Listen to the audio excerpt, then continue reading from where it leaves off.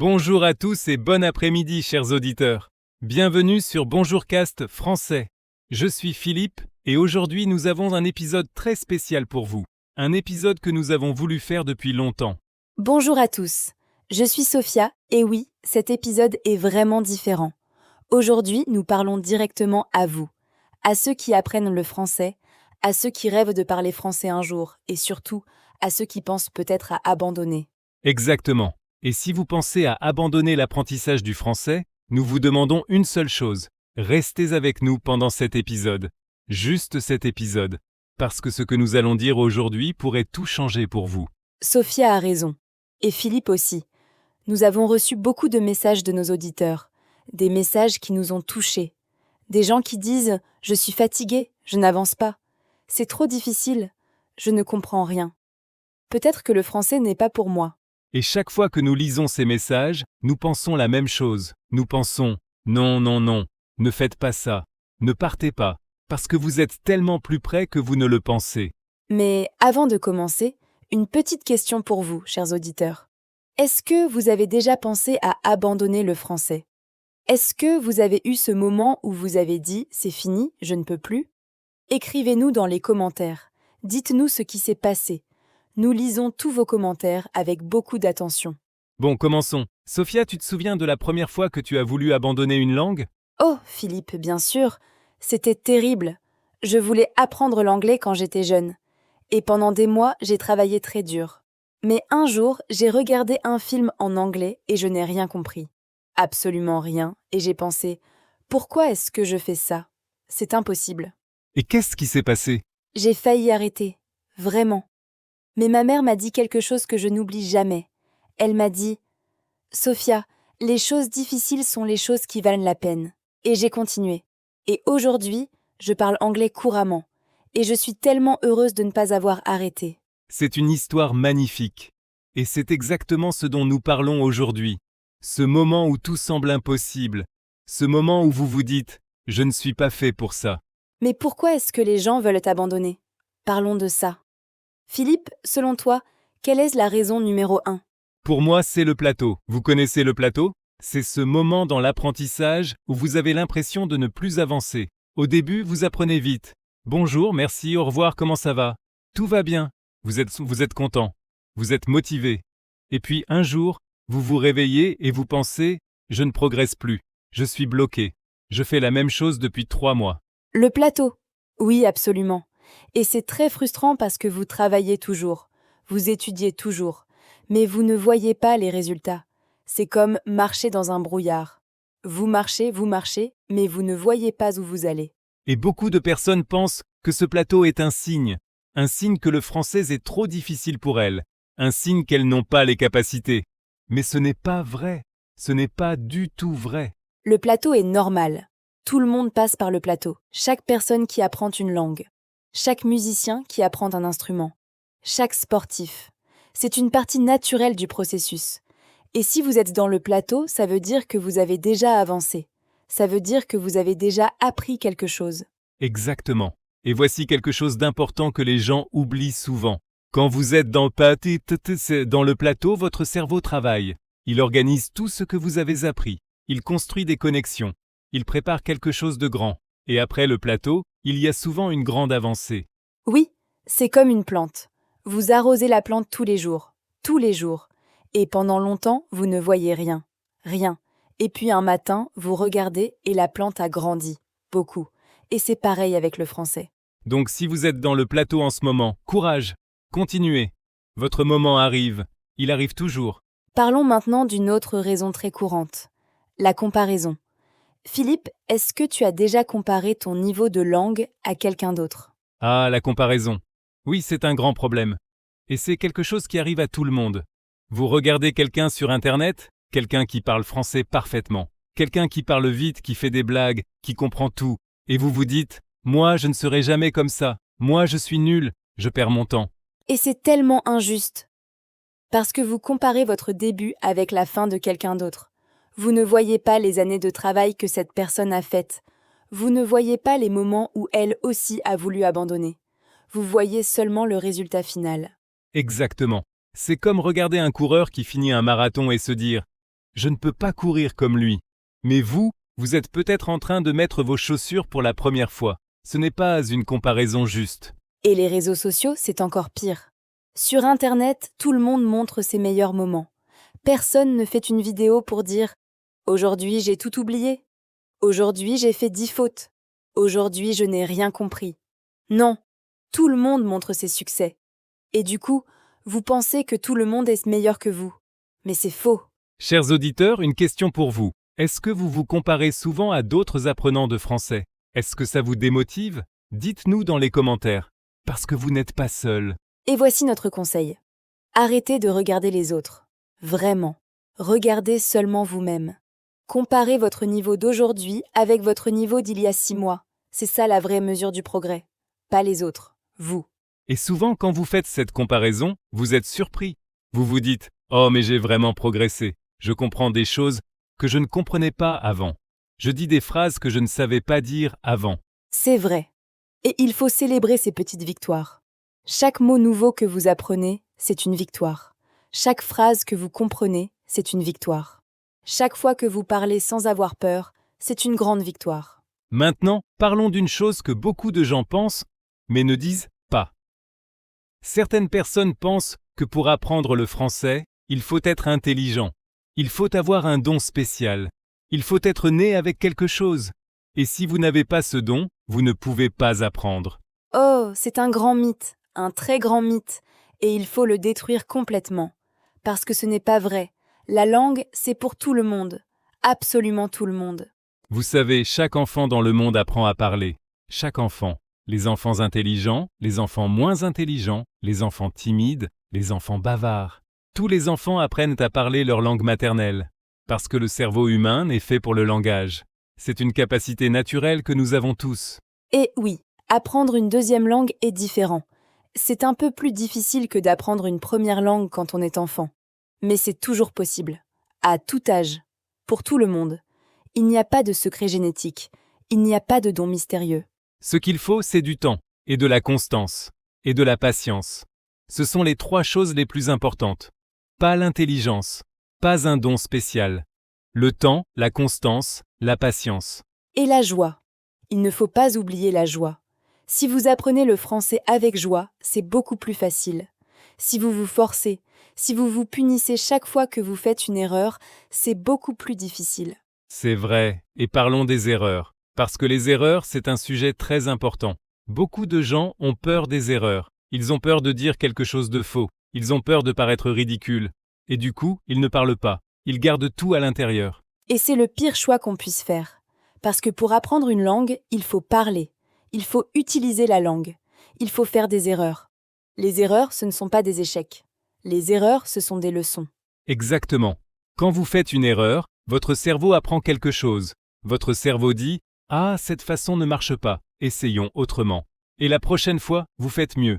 Les erreurs sont vos amis. Et vous savez ce que les locuteurs natifs pensent quand ils vous entendent parler français avec des erreurs? Ils ne pensent pas « Oh, ce pauvre, il est nul !» Non. Ils pensent « Waouh, cette personne apprend le français. C'est courageux. C'est beau. » Et souvent, ils veulent vous aider. Parce que les gens apprécient l'effort. Quand quelqu'un fait l'effort de parler votre langue, même avec des erreurs, c'est un cadeau. C'est un signe de respect. Et les Français apprécient ça. Alors, chers auditeurs, quelle est votre plus grande peur quand vous parlez français? Est-ce que vous avez peur des erreurs? Est-ce que vous avez peur du jugement? Partagez avec nous dans les commentaires. Nous voulons vous aider. Maintenant, parlons d'une chose très pratique. Beaucoup de gens abandonnent le français parce qu'ils pensent donc qu'ils n'ont pas assez de temps. Ils disent « Je travaille toute la journée, j'ai une famille, j'ai des responsabilités, je n'ai pas le temps d'étudier. » Et c'est une vraie préoccupation. La vie est chargée.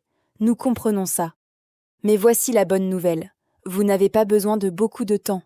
Vraiment. 5 minutes par jour, juste 5 minutes. 5 minutes tous les jours, c'est mieux que 2 heures une seule fois par semaine. La régularité est plus importante que la durée. 5 minutes dans le bus. 5 minutes pendant votre café du matin. 5 minutes avant de dormir. Vous pouvez écouter un peu de français. Apprendre quelques mots. Répéter des phrases. C'est assez. C'est vraiment assez pour commencer. Et si vous avez 10 minutes, c'est encore mieux. Et si vous avez 20 minutes, c'est fantastique. Mais même 5 minutes, si vous les utilisez bien, peuvent faire une grande différence sur plusieurs mois. Et voici un truc que j'aime beaucoup. Intégrez le français dans votre vie quotidienne. Pas seulement dans vos moments d'études. Changez la langue de votre téléphone en français. Écoutez de la musique française pendant que vous faites la cuisine. Regardez des vidéos en français pendant que vous faites du sport. Comme ça, vous apprenez sans même vous rendre compte que vous apprenez. C'est l'immersion légère, et c'est très efficace. Et vous pouvez aussi écouter Bonjour Cast français pendant votre trajet, pendant votre promenade, pendant n'importe quoi. Nous sommes là pour ça. Exactement. Et maintenant, parlons de quelque chose de plus profond. Parlons de la motivation. Pourquoi est-ce que vous apprenez le français? Quelle est votre raison? C'est une question très importante. Parce que la motivation, c'est le carburant. Si vous savez pourquoi vous faites quelque chose, il est beaucoup plus facile de continuer quand c'est difficile. Certaines personnes apprennent le français parce qu'elles veulent voyager en France. Elles veulent commander un café à Paris. Elles veulent se perdre dans les rues de Lyon et demander leur chemin. Elles veulent comprendre les panneaux, les menus, les conversations. D'autres personnes apprennent le français pour leur travail. Parce que le français est parlé dans de nombreux pays. En France, en Belgique, en Suisse, au Canada, dans de nombreux pays d'Afrique. Le français ouvre des portes professionnelles partout dans le monde. Et d'autres encore apprennent le français pour des raisons personnelles, pour comprendre la culture, pour lire des livres français en version originale, pour regarder des films français sans sous-titres, pour parler avec une famille française, pour l'amour. L'amour, oui, c'est une très belle raison. Nous avons reçu des messages de personnes qui apprennent le français parce qu'elles sont amoureuses d'une personne française.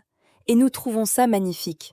Quelle que soit votre raison, chers auditeurs, gardez-la près de vous, écrivez-la sur un papier, mettez-la sur votre réfrigérateur, sur votre miroir, sur votre bureau, regardez-la chaque fois que vous voulez abandonner. Et si vous ne savez plus pourquoi vous apprenez le français, prenez le temps d'y réfléchir.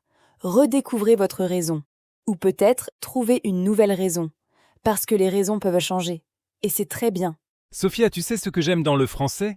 C'est que c'est une langue belle, une langue riche, une langue avec une histoire longue et fascinante. Quand vous parlez français, vous parlez une langue qui a traversé des siècles. Oh oui, le français, c'est la langue de Victor Hugo et de Molière. C'est la langue de la gastronomie et de la mode. C'est la langue de la philosophie et de l'art. C'est une langue qui a une âme. Et il y a quelque chose de spécial dans le son du français. Le français sonne comme de la musique. Les sons, les intonations, la mélodie.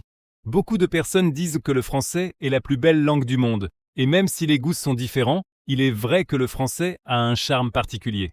Et quand vous commencez à comprendre le français, à vraiment le comprendre, tout change. Vous entendez une chanson française et soudain, vous comprenez les mots. Vous regardez un film français et soudain, les dialogues ont du sens. C'est une sensation incroyable. C'est comme si on vous avait ouvert une nouvelle fenêtre, une fenêtre sur un nouveau monde. Et ce monde est riche, coloré, fascinant. Chers auditeurs, est-ce qu'il y a un moment où vous avez soudainement compris quelque chose en français? Un mot, une phrase, une chanson? Un moment qui vous a rendu heureux? Racontez-nous dans les commentaires, nous adorons ces histoires. Et maintenant, je voudrais parler d'une chose que beaucoup de gens font et qui, selon moi, rend l'apprentissage beaucoup plus difficile. C'est l'approche trop sérieuse, trop rigide. Ah oui, l'approche de l'école. La grammaire, les règles, les conjugaisons, les listes de vocabulaire, tout ça peut être utile, bien sûr. Mais si c'est tout ce que vous faites, c'est épuisant et c'est ennuyeux. Et quand quelque chose est ennuyeux, on arrête. C'est naturel. Personne ne peut faire quelque chose d'ennuyeux pendant des mois et des mois. Donc notre conseil, c'est de rendre le français amusant. Trouvez ce qui vous plaît. Vous aimez la musique? Écoutez de la musique française. Vous aimez les films? Regardez des films français. Vous aimez cuisiner? Lisez des recettes françaises. Vous aimez le sport? Suivez des équipes françaises. L'apprentissage d'une langue peut s'intégrer dans toutes vos passions. Et quand vous combinez votre passion avec le français, vous apprenez sans vous forcer. C'est naturel. C'est plaisant. Et vous pouvez aussi jouer avec le français. Essayez de penser en français. Regardez les objets autour de vous et dites leur nom en français. Faites un journal en français. Même 2 phrases par jour, c'est bien. Parler à vous-même en français, ça aide aussi. Je sais que ça semble bizarre, mais c'est très utile. Quand vous prenez votre café le matin, dites à voix basse « Je prends mon café. Il est chaud. Il est bon. » C'est une pratique simple mais efficace. Et si vous avez des amis qui apprennent aussi le français, pratiquez ensemble. Envoyez-vous des messages en français. Appelez-vous et parlez en français, même si vous faites beaucoup d'erreurs. Riez ensemble. Apprenez ensemble. L'apprentissage en communauté est très puissant. Vous vous soutenez, vous vous encouragez. Et quand l'un de vous veut abandonner, les autres sont là pour dire « Non, continue, tu peux le faire ». Et parlant de communauté, n'oubliez pas la nôtre. La communauté Bonjour Cast Français. Vous êtes ici, vous nous écoutez, vous êtes une partie de quelque chose. Vous n'êtes pas seul dans votre apprentissage. Maintenant, Philippe, je voudrais parler d'un autre aspect important. Le temps que ça prend. Parce que beaucoup de gens pensent que si après 3 mois ils ne sont pas courants, c'est qu'ils ont échoué. Ah, les attentes, c'est tellement important. Les gens voient des publicités qui disent « Apprenez le français en 30 jours, parlez français en 10 leçons » et ils pensent que c'est possible. Et quand après 30 jours ils ne parlent pas parfaitement français, ils pensent qu'ils ont un problème. Mais c'est la publicité qui ment, pas les apprenants. Apprendre une langue, c'est un travail de longue haleine. C'est un marathon, pas un sprint. Et c'est normal. En général, les experts disent qu'il faut entre 600 et 700 heures d'études pour atteindre un bon niveau de français. 600 heures! Alors si vous étudiez 1 heure par jour, vous avez besoin d'environ 2 ans. Et ça, c'est pour un niveau confortable, pas la perfection. Mais voici l'important. Ces 2 ans, vous allez les vivre de toute façon. Le temps va passer que vous appreniez le français ou non. Alors autant l'utiliser pour quelque chose de beau. C'est une façon de voir les choses que j'aime beaucoup. Dans 2 ans, vous pouvez avoir un niveau de français confortable, ou vous pouvez avoir 2 ans de plus sans le français. Le choix vous appartient. Et pendant ces 2 ans, chaque jour vous progressez un petit peu. Vous ne le sentez pas toujours. Mais c'est là, et un jour, vous regardez en arrière et vous voyez tout le chemin parcouru. Parlons aussi de quelque chose que nous observons chez beaucoup d'apprenants. C'est la peur du silence. Quand un Français vous parle et que vous ne comprenez pas, vous paniquez, vous rougissez, vous dites quelque chose de confus, et vous vous sentez terrible. Oh, le silence. Oui, mais voici une chose que peu de gens savent. Le silence est acceptable. Si vous ne comprenez pas, vous pouvez dire « Excusez-moi, pouvez-vous répéter ?» ou « Je n'ai pas compris. Pouvez-vous parler plus lentement? C'est tout à fait normal. » Les Français ne s'attendent pas à ce que vous parliez parfaitement. Ils savent que le français est difficile. Et la plupart du temps, ils sont très patients avec les personnes qui font l'effort de parler leur langue. Et avec le temps, ces moments de panique diminuent. Ils ne disparaissent jamais complètement, peut-être. Même moi, parfois, quand je parle une langue étrangère et que je ne comprends pas quelque chose, je me sens un peu nerveuse. Mais ça devient beaucoup plus facile. Et chaque fois que vous surmontez ce moment de panique, vous devenez plus fort. Votre cerveau apprend que la situation n'est pas dangereuse. Et la prochaine fois, c'est plus facile. Chers auditeurs, est-ce que vous avez vécu un moment difficile en parlant français? Un moment où vous ne saviez plus quoi dire? Racontez-nous. Nous vous promettons que vous rirez ensemble de ces moments un jour. Et maintenant, je voudrais partager quelque chose de personnel. Il y a des moments dans ma vie où j'ai voulu abandonner des choses difficiles. Et à chaque fois quand j'ai persévéré, quand j'ai continué malgré tout, j'ai été tellement content. Et à chaque fois que j'ai abandonné, j'ai regretté. Moi aussi. Je pense que tout le monde a ces moments où on veut tout arrêter. Et souvent, le plus grand regret qu'on peut avoir, c'est d'avoir arrêté trop tôt, juste avant que les choses deviennent plus faciles. Parce que les choses deviennent toujours plus faciles. Si vous continuez, si vous persévérez, c'est une loi de l'apprentissage. Au début, c'est difficile. Ensuite, ça devient moins difficile. Ensuite, ça devient habituel. Et un jour, ça devient naturel. Et ce moment où le français devient naturel, où vous n'avez plus besoin de chercher les mots, où les phrases viennent toutes seules, c'est un des moments les plus beaux et les plus satisfaisants qu'un apprenant peut vivre. Et vous méritez de vivre ce moment. Chacun de vous mérite de vivre ça. Chers auditeurs, pensez à quelque chose que vous avez appris dans votre vie, quelque chose de difficile. Peut-être conduire une voiture, peut-être nager, peut-être jouer d'un instrument. Au début, c'était difficile, non? Et maintenant? Maintenant, c'est naturel, c'est automatique. Vous ne pensez même plus à comment faire. Et le français, ça sera pareil, avec du temps et de la pratique. Et parlons aussi de quelque chose qu'on n'entend pas souvent. Quand vous apprenez le français, vous n'apprenez pas seulement des mots. Vous apprenez une façon de voir le monde. Chaque langue a sa propre façon de décrire la réalité, ses propres nuances, ses propres expressions. Par exemple, en français, on dit tomber amoureux, tomber dans l'amour, comme si l'amour était quelque chose dans lequel on peut tomber. Et cette image est très belle et très particulière. Ou l'expression dépaysement. Ce mot français qui décrit le sentiment d'être dans un endroit étranger, loin de chez soi. Il n'y a pas de mot exact pour ça dans beaucoup d'autres langues. Et quand vous apprenez ce mot, vous apprenez un sentiment. Chaque langue vous offre de nouveaux outils pour comprendre et exprimer le monde. Et le français est une langue très riche pour ça, très poétique, très expressive. Et quand vous parlez français, vous accédez à toute une culture. La littérature, le cinéma, la philosophie, la gastronomie. Un univers entier s'ouvre à vous. Parlons de quelque chose de pratique maintenant. Si vous avez envie d'abandonner, voici ce que nous vous suggérons de faire. D'abord, faites une pause. Pas un abandon. Une pause. Une pause, c'est différent d'un abandon. Une pause, c'est dire « Je suis fatigué aujourd'hui, je reprends demain ou la semaine prochaine. Mais je reviens ». C'est important de faire cette distinction. Pendant votre pause, faites quelque chose que vous aimez en lien avec la France ou le français. Regardez un film français amusant. Écoutez une chanson française que vous aimez. Cuisinez un plat français. Quelque chose de plaisant, sans pression.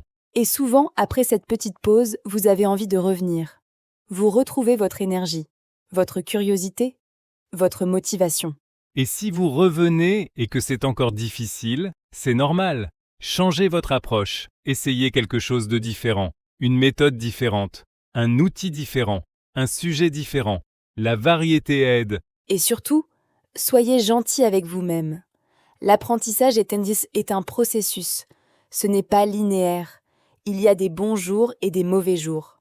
Des semaines productives et des semaines moins productives. Et tout ça, c'est normal. Chers auditeurs, nous voulons vous dire quelque chose du fond de nos cœurs. Vous êtes ici, vous nous écoutez, et ça veut dire que vous n'avez pas encore abandonné. Et c'est merveilleux. Chaque fois que vous mettez vos écouteurs et que vous écoutez du français, vous progressez. Même si vous ne comprenez pas tout, même si vous vous sentez perdu, vous progressez. Votre oreille s'habitue au son du français. Votre cerveau enregistre des patterns, des rythmes, des intonations. C'est un travail invisible mais très réel. Et un jour, vous allez écouter quelque chose en français et vous allez comprendre. Et cette joie-là, on ne peut pas l'acheter. On ne peut pas la trouver ailleurs. Elle appartient à vous seul. Sophia, je pense que nous devrions aussi parler des ressources. Parce que parfois, les gens veulent abandonner parce qu'ils utilisent les mauvaises ressources pour eux, pas parce qu'ils sont mauvais apprenants. Oui, absolument. Chaque personne apprend différemment. Certaines personnes apprennent mieux en lisant, d'autres en écoutant, d'autres en parlant, d'autres en regardant. Et il n'y a pas de méthode unique qui marche pour tout le monde. Et maintenant, je voudrais partager quelque chose qui m'a beaucoup aidé quand j'apprenais des langues. C'est de se rappeler pourquoi les langues sont magiques. Magique ? Oui, pensez à ça. Il y a des milliards de personnes sur cette planète. Des milliards. Et chaque groupe de personnes a développé sa propre façon de communiquer, sa propre musique de mots. Et quand vous apprenez une nouvelle langue, vous pouvez soudainement parler avec des millions de personnes de plus.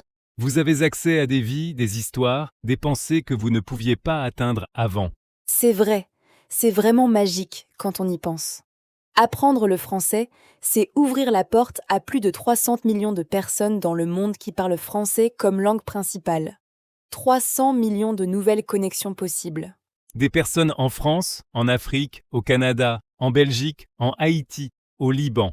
Le monde francophone est vaste et diversifié. Et le français est le pont qui connecte tout ça. Et quand vous parlez à quelqu'un dans sa langue, il se passe quelque chose de spécial.